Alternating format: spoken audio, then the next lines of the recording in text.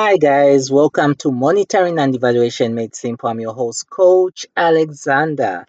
I'm really glad that you've joined me today, and we're going to be considering some of the many questions that the fans, have been asking me every day. Are writing to me, trying to find out about certain things and concepts about monitoring and evaluation. I try to respond to as many emails as I can, but because of the busy schedule, it's not always easy. So for those of you I don't respond to, please forgive me. I'll try as much as possible to respond to all those emails. But I thought we could discuss this today because they are very good questions.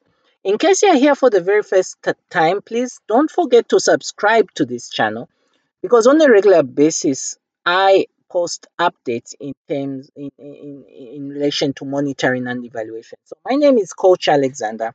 I've been doing this for 10 years now, and I'm really foreseeing myself going all the way 30, 40 years. Who knows, I might be very old when I'll still be doing these posts, or I'll pass it on to somebody. I'm sure you're all aware about the 6 months coaching program. The deadline passed in June, okay, and some people have been enrolled. But I would like to say we've done a bit of an extension. So please, if you are able to, try to enroll in this 6 months coaching program in the month of July. Others are indicating first week of August. That's okay, but please don't miss this window because then you'd have to wait another 6 months. We've also got these free ebooks, freebies. For those of you who like these things, please download them. They are all for free, and it's really good. It's a good guide. And how to set up a monitoring and evaluation system step by step. This is a course on Udemy. It's very cheap, only $13. You get a lot of insight on how this is actually done. I would encourage you to actually enroll in this program. As usual, these are very long videos. Sometimes I post long videos because I like to do a lot of talking. So use the timestamps that are in the description so that in case you don't want to watch everything, you just go to the sections of this video which you're comfortable watching at that point in time. So without wasting any more time, let's get started, shall we? Okay, so the first question, the common question I keep receiving is what is an M&E plan and what is an M&E framework? So I know where this is coming from. You realize that some organizations don't actually have an M&E plan, but they'll have a framework, and for them it's sufficient. Okay. Now let me tell you something. These are two different things, and though they are very similar, but they are quite different in the sense that they plan. If you look at the definition of planning, planning is really about how are you going to implement interventions, within what timeline, using what resources. Okay, so that is really what the plan is about. So the M&D plan gives you what you're going to be doing, who is going to be involved, what resources do you need in order to get M&D interventions done. And that is why in the plan itself you have a budget allocation. I always talk about this because some people like to mask the M&D budget into the project budget. I don't recommend that because sometimes it creates a bit of confusion of who is supposed to be doing what. So let M&D things remain with the M&E personnel, and let the project staff do their thing in line with their budget. So the M&D framework is different, and let me show you exactly in the next slides, but let's go to the next question.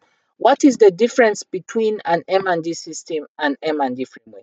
Again, this is another question that I get. So now the thing is this. If you look at the system, the M&D system is the totality, all right? I like to give this example to my students. For those of you who've enrolled in my program before, you know what I'm talking about. If you look at the blood circulatory system, the human blood circulatory system, we have different organs that support the processes that ensure that we get blood all the time. You've got the heart, you've got the lungs, the veins, the arteries, all these play a crucial role. So it's the same thing with the M&D system. You've got different components working together to ensure that M&E is fully functional. So you've got the M&D structures, the personnel, the funding, the guidelines, the policies, and things like that, the tools. All these play a crucial role in making the system stay alive. But the M&D framework is just a component of the system. And actually, when you look at the difference, it's pretty evident that the M&D framework is just part of the system. The M&D plan is part of the system. Okay, so you have to get this clear. When you're building a system for your organization, you're building the totality, you're building everything that will keep the M&D system running. So now I told you I would give you an example of a framework. Okay, this is the M&D framework matrix. This matrix is so important, and actually I don't really understand why some projects don't have this. Because it makes life so much easier when you have this kind of arrangement documented. Now, this is just a template, but here is an example of, and this is an example that I've actually used in other videos on this channel. This is a poverty reduction project, empowering farmers to produce more crops and increase income levels. So as you can see, if you look at the overall goal, the impacts is that you want to see percentage of farmers living in poverty reduce. Okay, you want to see that. But to get this kind of data, you need to really know exactly what it means. So you have the definition there of how it's calculated. And then you need to know, where are we coming from? You have the baseline. So at baseline stage, the percentage of farmers living in poverty was 45%. But your target, the target of the project by 2020 is 25%. So when you're doing your M&D activities, you know that you just have to actually collect this data. But the question is where. So it mentions, the framework gives you an idea of where you're going to find this data. So in this particular case, you're going to undertake one-on-one interviews with farmers using questionnaires, and this will be done annually. And the people responsible for that are the M&D officers, and the people reporting, where this report will go to, will be the project managers, coordinator, and the M&D managers. So this whole matrix brings sanity to the whole system. Remember, this M&D framework is just a component, but when you look at this, you really get to understand how M&E is being operationalized in the organization. So that is why you need to all have this documented in some form. If you have an M&D plan document, have this framework as an attachment or as a section in the framework, in the plan, I mean. Okay, I think I've done a lot of talking, but let's go to the next question. What do I include in my M&E budget? I get this question a lot. And I have to say that it's a very important question. It's a good question. Please remember, guys, when it comes to budgeting, if you're going to say that your M&E system is going to cost $50,000, you need to justify it. Why is it costing $50,000? Why is it costing $20,000 or $10,000? You need to justify. So first things first are the monitoring activities. Monitoring activities should be included in the budget. When I say monitoring activities, I'm basically talking about a situation where you as the officer just travels in the field. You want to see how activities are being implemented. So now in the budget, if you tell your director or your manager that I need to be in the field at least every quarter of the year, then you simply have to include how much you need for logistics and stationary. In case there's need for equipment, it can also be included. Depending on the policy of the organization, sometimes the organization may not, let's say if it's equipment such as a laptop, it won't draw into the M&D budget. It might draw into the organization a budget for that, maybe. So if it's not that case, you can get it from your M&D budget. Other issues you need to include in the budget are major activities like the baseline. If you're going to undertake a baseline, if it's going to be done by you or a consultant, that should be included. And even when coming up with the budget for the baseline, a baseline is an activity on its own actually. You need to come up with strong justifications why the figure is the way it is. It's the same thing with the evaluation. If you're going to do a midterm evaluation or end of project evaluation, that should be included in the M&D budget. But some organizations will choose to have it in the whole overall project budget, okay? Yeah, that's what they'll do, okay? But in cases where it's not like that, have it in your M&D budget. Another issue is we've talked about the trainings, continuous professional development trainings. You as an M&D officer needs to be in touch with what is prevailing, the latest trends in monitoring and evaluation. It isn't a wrong thing to actually go and have these trainings. It's not wrong. Have it in your budget. If you're going to conduct training of staff in the organization, have it in your budget. If you're going to undertake data quality audits, have it in your budget. Okay, so the reason why you need to do this is because you want to avoid the situation where when you go to your manager and ask him that I want to do this activity, that manager tells you, but where is the money? So you want to avoid that. Okay, so have everything budgeted. Another question that I get asked a lot is how are key performance indicators developed? This is a very valid question, guys. Very, very valid. The reason is that normally what happens is when you're employed as an M&D officer, you join an organization, you already find that the project has been developed, it is running, it has its indicators. I usually discourage that approach. And the reason is that at planning stage, you really need to have M&D personnel involved in the actual development of the indicators so that you make these indicators smart and also easy to understand. So basically, there are two approaches to developing indicators. There's the problem and solution tree approach and the basic approach. I have been teaching these approaches to my students across the world. And if you want to learn more, don't hesitate to write to me.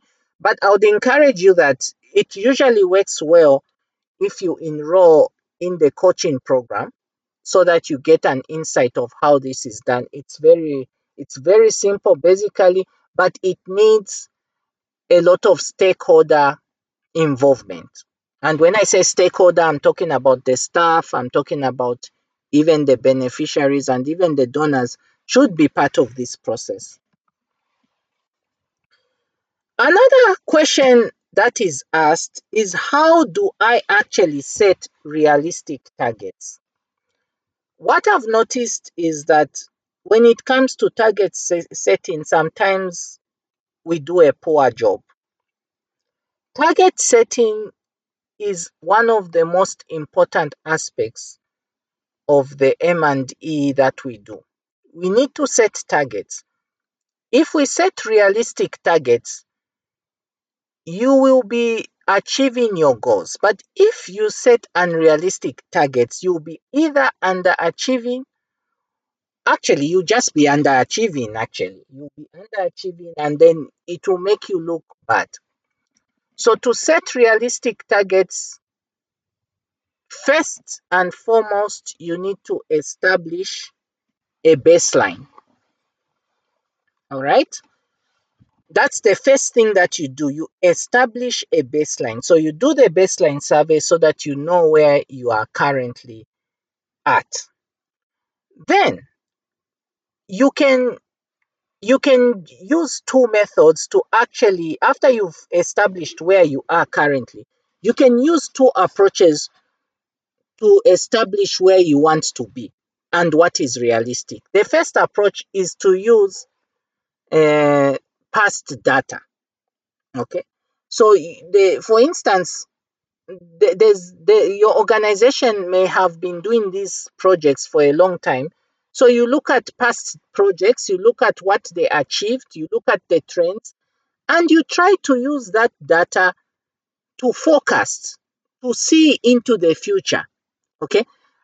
I want to talk about this, not that I'm trying to blow the trumpet or anything, but in the 6 months coaching program, we do what is regression analysis.